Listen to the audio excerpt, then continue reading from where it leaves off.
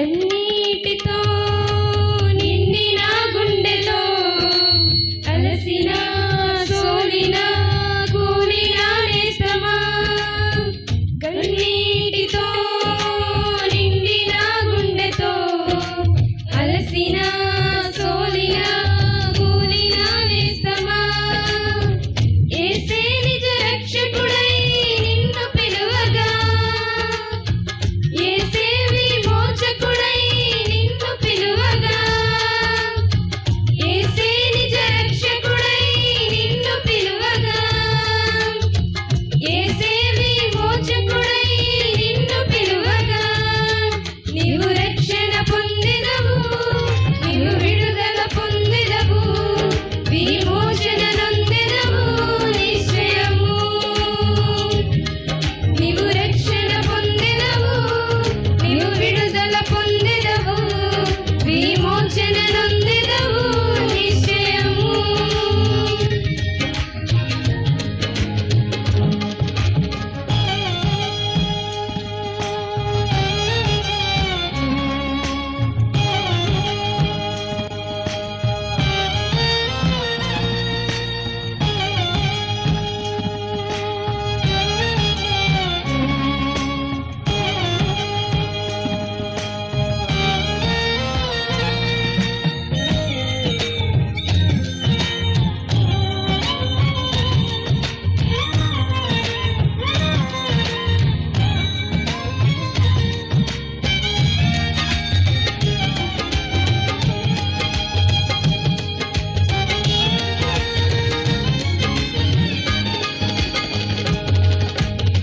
వేదనతో ప్రార్థించిన హృదయమును కుమ్మరించిన ఆవేదన అనుభవించిన నా జీవితములో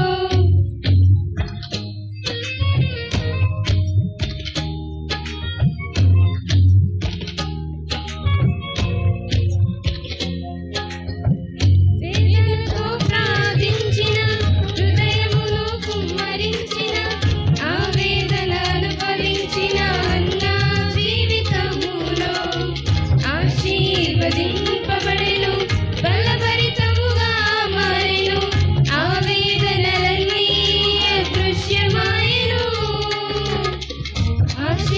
ఆశీర్వదించబడెను బలభరితముగా మారెను ఆవేదనలన్నీ అదృశ్యమాయెను యేసయ్య సన్నిధిలో నీవు మోకరిల్లగా యేసయ్య సన్నిధిలో కన్నీరు విడువగా యేసయ్య సన్నిధిలో నీవు మోకరిల్లగా యేసయ్య సన్నిధిలో కన్నీరు విడువగా నీవు రక్షణ పొందెదవు నీవు విడుదల పొందెదవు విమోచన నొందెదవు నిశ్చయము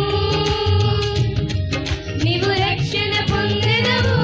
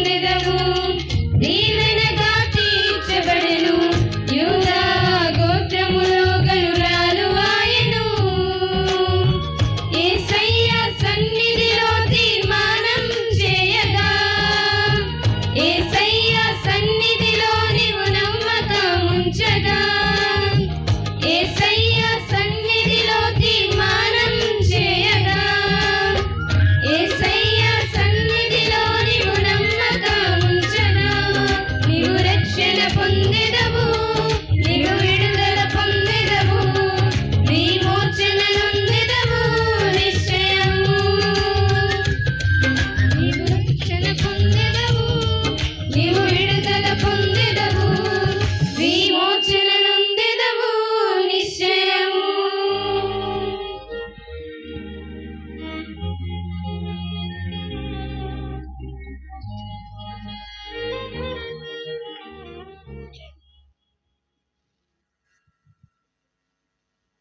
స్తోత్రం. ఘనత మహిమ ప్రభావములు మన యేసయ్యకే చెందునుగాక. ఆమేన్. మరొక పర్యాయము కృపగలిగిన దేవుడు మరొక రోజు 2026 సంవత్సరంలో సిలువ ధ్యాన కూడికలోనికి ప్రవేశించి 11వ రోజు ధ్యానాంశంలోనికి ప్రవేశించడానికి ప్రభువు మనకు అనుగ్రహించినటువంటి గొప్ప భాగ్యాన్ని బట్టి నేను ప్రభుని స్తుతిస్తూ ఉన్నాను. దేవుని మాటలు వినడానికి ఆయన పాదాల దగ్గర ఆసీనులైనటువంటి మీకు కూడా నేను వందనాలు తెలియజేస్తూ ఉన్నాను. రండి, నేటి ధ్యానము కొరకై దేవుని యొక్క గ్రంథములో నుండి మత్తయి సువార్త 22వ అధ్యాయము 11వ రోజు ధ్యానాంశము కొరకై మత్తయి సువార్త 22వ అధ్యాయము 33, 34 వచనాలు 35 వచనాలను మనం చదువుకుందాం. 22 అధ్యాయము 34, 35 వచనాలు. ఆయన సద్దూకయ్యుల నోరు మూయించెనని పరిసయ్యులు విని కూడి వచ్చిరి. వారిలో ఒక ధర్మశాస్త్రోపదేశకుడు ఆయనను శోధించుచు బోధకుడా ధర్మశాస్త్రములో ముఖ్యమైన ఆజ్ఞ ఏదని అడిగాను. చాలు, చదవడం లేఖనాన్ని ప్రభు మన కొరకు దీవించును.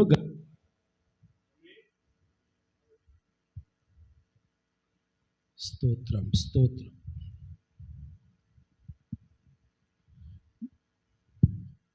ప్రభునందు మిక్కిలి ప్రియమైనటువంటి దేవుని బిడలారా, దేవుని యొక్క లేఖనాలను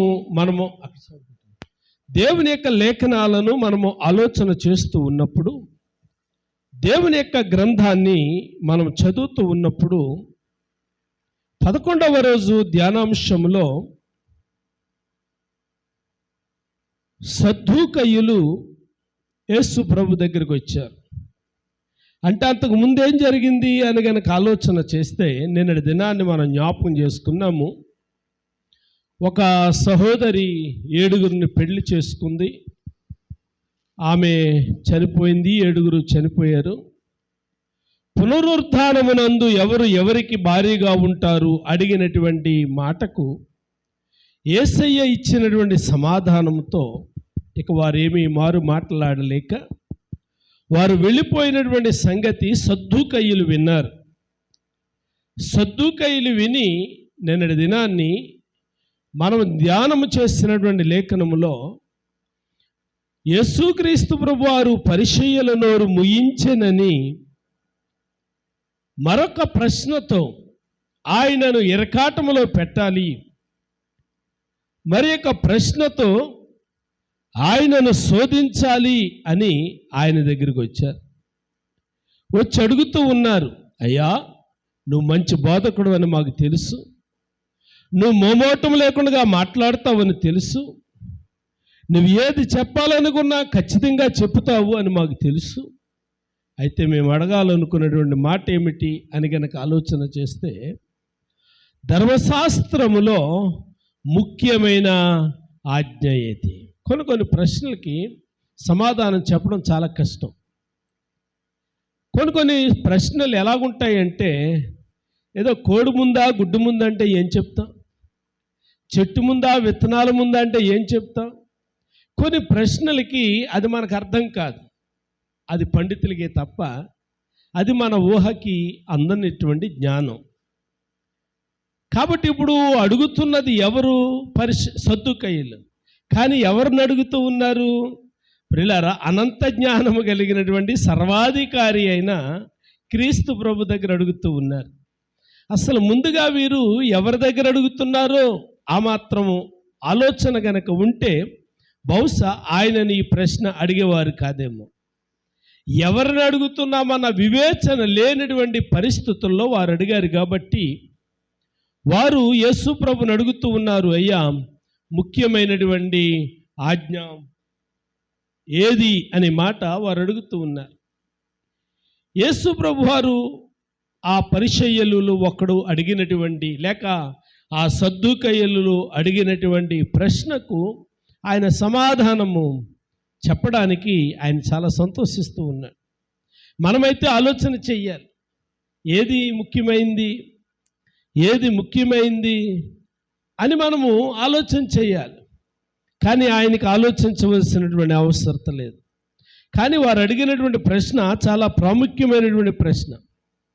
ధర్మశాస్త్రంలో ముఖ్యమైనటువంటి ఆజ్ఞ ఏది అని వారు అడుగుతూ ఉన్నారు. ఈ ప్రశ్న ఆలోచింపదగినది. ఎందుకంటే ఒకటి కాదు, 2 ఆజ్ఞలు అక్కడ ప్రస్తావించబడ్డాయి. 2 ఆజ్ఞలు ప్రస్తావించినప్పుడు రెండిట్లో ఇప్పుడు ఒకటి ఫైనల్ చేయాలి. రెండిట్లో ఒకటి ఫైనల్ చేయాలి కాబట్టి చాలా క్లిష్టమైనటువంటి సమస్య.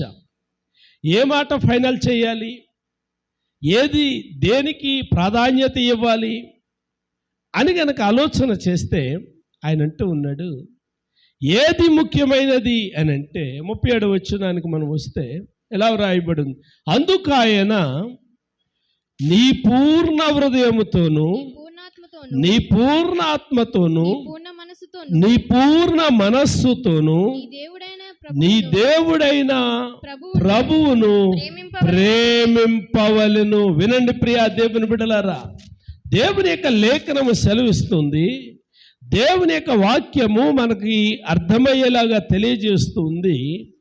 ఏది ముఖ్యమైనటువంటి ఆజ్ఞ అంటే ప్రేమ. ప్రేమ అనేది చాలా ముఖ్యమైనటువంటి ఆజ్ఞ. ఆ ప్రేమ ఎలా ఉండాలి అని అంటే పూర్ణమైనదై ఉండాలి. యెషయా గ్రంథంలో 26వ అధ్యాయంలో 3వ వచనంలో చదువుతాం. యెషయా గ్రంథం 26వ అధ్యాయము 3వ వచనములో ఎలా వ్రాయబడి ఉంది, ఎవని మనస్సు నీ మీద అనుకొనును వానిని నీవు పూర్ణ శాంతి గలవానిగా కాపాడుదు. చూడండి, ఆయన కాపాడడానికి నిర్వచనం జ్ఞాపకం చేస్తూ ఉన్నాడు. ఎవరైతే ఆయన మీద ఆధారపడతారో వారిని ఆయన ఎలా కాపాడతాడు అని అంటే పూర్ణ శాంతి, కొలత లేదు, కొదువ లేదు అనే మాట ఇక్కడ మనం చదువుతున్నాం. అలాగైతే ముఖ్యమైనటువంటి ఆజ్ఞ ఏది అని అడిగినందుకు ఆయన ఏమంటూ ఉన్నాడు అని అంటే ఒకటి కాదు 2 ఆజ్ఞలను జ్ఞాపకం చేస్తున్నాడు. నీ ప్రభువును నీ పూర్ణ హృదయముతోను నీ పూర్ణ ఆత్మతోను నీ పూర్ణ మనస్సుతోను ప్రియులారా నీవు ప్రేమించాలి. ఆమేన్. ఇక్కడ మనం ఆలోచన చేసినట్లయితే ధర్మశాస్త్రం అంతటికి కూడా ప్రవక్తలకు కూడా ఈ ఆజ్ఞ ఆధారమయ్యున్నది అనే మాట మనం చదువుతున్నాం. అంటే ఇందులో 2 ఆజ్ఞలు ఏమిటి అని కనుక ఆలోచన చేస్తే, మొదటి ఆజ్ఞ దేవుణ్ణి ప్రేమించాలి, దేవునికి స్తోత్రం. రెండో ఆజ్ఞ పొరుగువానిని ప్రేమించాలి, దేవునికి స్తోత్రం. మొదటి ఆజ్ఞ ఏంటి? దేవుణ్ణి ప్రేమించాలి. రెండవ ఆజ్ఞ ఏంటి? పొరుగువానిని ప్రేమించాలి. ఈ 2 ప్రాముఖ్యమే. ఈ 2 కూడా ఒకదానితో ఒకటి విడదయ్యలేనటువంటి అవినాభావ సంబంధము కలిగినటువంటి పదాలు అన్న సంగతి. ఈ 2 కూడా అవినాభావ సంబంధాలు కలిగినటువంటి ఆజ్ఞలు అన్న సంగతిని కూడా మనం గమనించాలి. అదేంటండి? దేవుణ్ణి ప్రేమిస్తే సరిపోదా, పొరుగువాడిని కూడా ప్రేమించాలా? లేకపోతే పొరుగువాడిని ప్రేమిస్తే సరిపోదా, దేవుణ్ణి కూడా ప్రేమించాలా అని అంటే 2 కూడా మనం జరిగించాలి. ఎందుచేత అంటే ఒక మాట చదువుదాం. యోహాను మొదటి పత్రిక 4వ అధ్యాయము 21వ వచనములో ఇలా వ్రాయబడి ఉంది, దేవుని ప్రేమించువాడు అమ్మా, ఎంత అద్భుతమైనటువంటి మాట. మరోసారి చదవమ్మా. దేవుని ప్రేమించువాడు తన సహోదరుని కూడా తన సహోదరుని కూడా ప్రేమింపవలెను. అంటే దేవుని ప్రేమించువాడు తన సహోదరుని ప్రేమించాలి. దేవుణ్ణి ప్రేమించువాడు తన పొరుగువారిని ప్రేమించాలి. దేవుణ్ణి ప్రేమించువాడు దేవుని బిడ్డలారా సమాజమును ప్రేమించాలి. దేవునికి స్తోత్రం. హల్లెలూయా, హల్లెలూయా. ప్రేమ అనేది చాలా ప్రాముఖ్యమైనది. ఒకటి కాదు, 2 ఆజ్ఞలు ఆయన జ్ఞాపకం చేస్తూ ఉన్నాడు. ఒకటి దేవుణ్ణి ప్రేమించాలి, 2 నీ సహోదరుని ప్రేమించాలి. అందుకే యోహాను మొదటి పత్రికలోనే 3వ అధ్యాయము 11వ వచనంలో ఇలా వ్రాయబడి ఉంది, మనమొకనినొకడు ప్రేమింపవలెనను మొదటి నుండి మీరు వినిన వర్తమానమే. వినండి, ఇది ఏదో కొత్త ఆజ్ఞ నేను ఇస్తున్నానని మీరు అనుకోకండి. యేసు ప్రభువు వారు అంటున్నారు, ఇదేదో నేను కొత్తగా తెచ్చాను అని మీరు అనుకోకండి. ఇది మొదటి నుండి కూడా వింటూ ఉన్నటువంటి మాట. ఏ మాట అని గనక ఆలోచన చేస్తే, మనము ఒకరినొకడు ప్రేమించాలి. మనం ఒకరినొకడు ప్రేమించాలి. దేవుణ్ణి ప్రేమిస్తున్నాను అని చెప్పేవాడు సంఘాన్ని ప్రేమించాలి. దేవుణ్ణి ప్రేమిస్తున్నాను అని చెప్పేవాడు సహోదరుని ప్రేమించాలి. సంఘాన్ని ప్రేమిస్తున్నాను అని చెప్పేవాడు పొరుగువారిని ప్రేమించాలి. అప్పుడే వానిలో దేవుని ప్రేమ నిలిచి ఉంటుంది. దేవునికి స్తోత్రం. హల్లెలూయా. కీడుకు ప్రతి కీడు చేయకూడదు. లేవియా కాండం మనకి జ్ఞాపకం చేస్తుంది. లేవియా కాండంలో 19వ అధ్యాయం, లేవియా కాండం 19వ అధ్యాయము 18వ వచనంలో ఇలా వ్రాయబడి ఉంది, కీడుకు ప్రతి కీడు చేయకూడదు, ప్రజల మీద కోపం ఉంచుకొనక నిన్ను వలె నీ పొరుగువానిని ప్రేమించాలి. అబ్బా, ఎంత అద్భుతమైనటువంటి మాట. చూడండి ప్రియులారా, కీడుకు ప్రతి కీడు చేయకూడదు. రెండవది, నీ ప్రజల మీద కోపం ఉంచకూడదు. మూడవది, నిన్ను వలె నీ పొరుగు వారిని ప్రేమించాలి. ధర్మశాస్త్రం అంతా ఇందులోనే ఇమిడి ఉంది. ధర్మశాస్త్రం అంతా కూడా ఇందులోనే పరిశుద్ధాత్మదేవుడు మనకు జ్ఞాపకం చేస్తూ ఉన్నాడు. పరిశుద్ధాత్మదేవుడు జ్ఞాపకం చేసే మాట, ఎప్పుడైతే నువ్వు వాక్యాన్ని ప్రేమిస్తావో నీ పొరుగువాడిని ప్రేమించగలుగుతావు. ఎప్పుడైతే వాక్యాన్ని ప్రేమిస్తావో నీవు నీ తల్లిదండ్రులను ప్రేమించగలుగుతావు. ఎప్పుడైతే దేవుణ్ణి ప్రేమించగలుగుతావో ఈ ప్రేమంతా నీలో ఉంటుంది. దేవునికి స్తోత్రం. దేవుణ్ణి ప్రేమించకపోతే కీడుకు ప్రతి కీడు చేయాలని పరుగులెడతా ఉంటాం. దేవుని ప్రేమ గనక లేకపోతే కీడుకు ప్రతి కీడు, ఏదో కంటికి కన్ను పంటికి పన్ను అన్నట్టుగా ప్రియ దేవుని బిడ్డలారా పగ తీర్చుకోవడానికి పరుగులు పెడుతూ ఉంటాము. కాబట్టి లేవియా కాండం ధర్మశాస్త్రంలో పరిశుద్ధాత్మదేవుడు ముందుగానే హెచ్చరించాడు, కీడుకు ప్రతి కీడు చేయకూడదు, కీడుకు ప్రతి కీడు చేయకూడదు.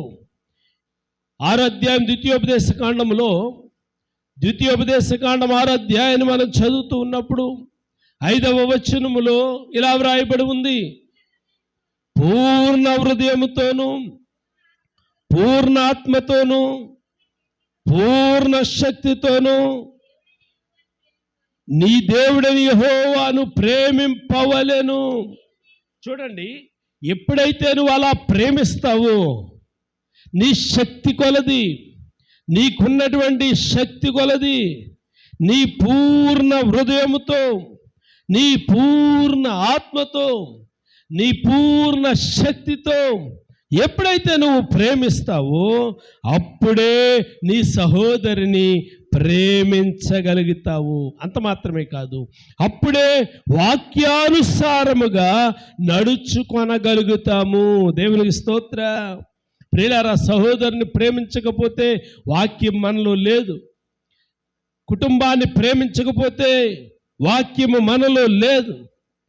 ప్రియులారా, దేవుణ్ణి ప్రేమించకపోతే ప్రేమ అనేది మనలో లేదు. కాబట్టి పౌలు భక్తుడు రోమీయులకు రాసిన పత్రికలో అంటాడు, ప్రేమే మూలం, ప్రియులారా, ఓ భక్తుడు పాడాడు, ప్రేమే జగతికి మూలం. కాబట్టి ప్రేమ చాలా శ్రేష్టమైనది. కొరింథీ పత్రికలో కూడా మొదటి పత్రికలో ప్రేమను గురించి వర్ణిస్తూ ఆయన అంటాడు, ప్రేమ చాలా శ్రేష్టమైనది. ఏమంటాడండి? ప్రేమ చాలా శ్రేష్టమైనది. ప్రియులారా, ప్రేమ ధర్మశాస్త్రానికి మూలమై ఉన్నది, నూతన నిబంధనకు మూలమై ఉన్నది అనేది మనం చూస్తూ ఉన్నాం. కాబట్టి ప్రేమించడము అనే ప్రక్రియలో ధర్మశాస్త్రము ఇమిడి ఉన్నది. ప్రేమించడం అనే ప్రక్రియలో ధర్మశాస్త్రం ఇమిడి ఉంది. కాబట్టి ప్రేమ లేకుండా ఏది చేసినా వ్యర్థం. చూడండి ఒకసారి కొరింథీయులకు రాసిన పత్రిక 13వ అధ్యాయము చూడండి 13వ అధ్యాయంలో, ప్రేమ శాశ్వత కాలముండును ప్రవచనములైనను నిరర్ధకములగును భాషలైనను నిలిచిపోవును జ్ఞానమైనను నిరర్ధకమగును మనము కొంత మట్టుకు ఎరుగుదుము కొంత మట్టుకు ప్రవచించుచున్నాము అని పూర్ణమైనది వచ్చినప్పుడు పూర్ణము కానిది నిరర్ధకమగును. 3వ వచనం చూడండి అమ్మా, 4వ వచనం. ప్రేమ దీర్ఘకాలము సహించును, దయ చూపించును, ప్రేమ మత్సరపడదు, ప్రేమ డంబముగా ప్రవర్తింపదు, అది ఉప్పొంగదు, అమర్యాదగా నడవదు, స్వప్రయోజనం చూచుకొనదు, త్వరగా కోపపడదు, అపకారం మనసులో ఉంచుకొనదు, దుర్నీతి విషయమైన సంతోషపడక సత్యమునందు సంతోషించును, అన్నిటినీ పాలుకొనును, అన్నిటినీ నమ్మును, అన్నిటినీ నిరీక్షించును, అన్నిటినీ ఓర్చును.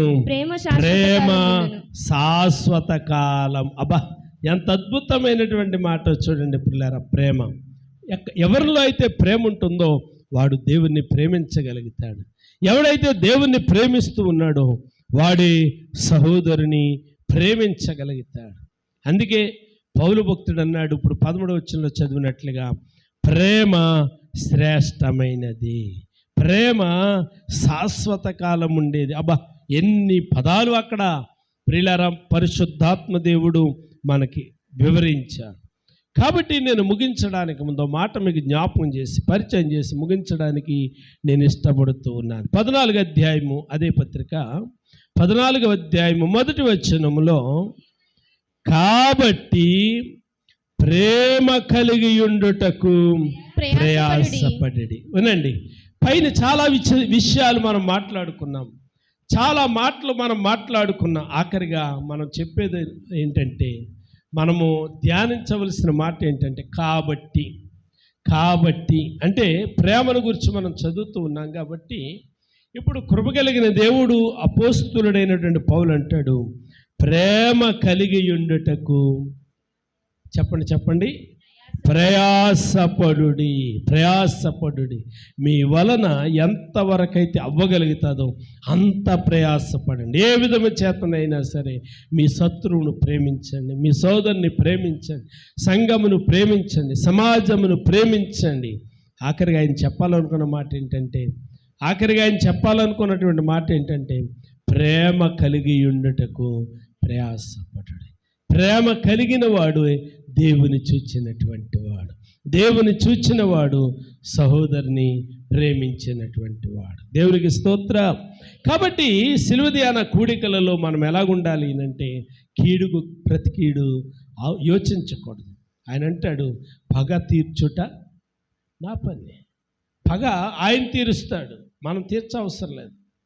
ఎవరి జీతం ఆయన దగ్గర ఉంది, ప్రతి వారి జీతం ఆయన దగ్గర ఉంది. ఎవరికి ఇచ్చేది ఆయన సిద్ధపాటు చేసుకుని పట్టుకొస్తా ఉన్నాడు. కాబట్టి ఎదుటి వారిని గురించి మనమేమీ మచ్చరపడవలసిన అవసరం లేదు, మనమేమీ బాధపడవలసిన అవసరం లేదు, కోపపడవలసిన అవసరం కూడా లేదు. ఎందుకు అని అంటే ఆల్రెడీ మనం తూయబడ్డాము. దేవునికి స్తోత్రం. ఎప్పుడైతే తూయబడ్డామో మనకు రావలసినటువంటి ప్రతిఫలం కూడా ఆయన తూచి ఆయన పట్టుకుని రాబోతూ ఉన్నాడు. అయితే ఈ లోగడ చిన్న పని ఏమిటి అని అంటే ప్రేమ కలిగి ఉండటకు ప్రయాసపడదాం. తల ఉంచుదాం, కళ్ళు ముద్దాం, ప్రార్థన చేద్దాం. అందరూ కూడా తల ఉంచుదాం. ఒకసారి మనల్ని మనం ఆలోచన చేసుకుందాం. పరిశుద్ధుడైన మా తండ్రి, గనుడైన మా ప్రభువా, మహోన్నతుడా, నీకు వందనాలు, స్తోత్రాలు. మరొక పర్యాయం దయగలిగినటువంటి మాటలు వినడానికి మీరు మాకు చూపిన కృపకై నీకు వందనాలు. తిరిగి రేపటి కొరకు మమ్మల్ని సిద్ధపరచండి. యేసు నామమున అడుగుచున్నాను తండ్రి, ఆమేన్, ఆమేన్.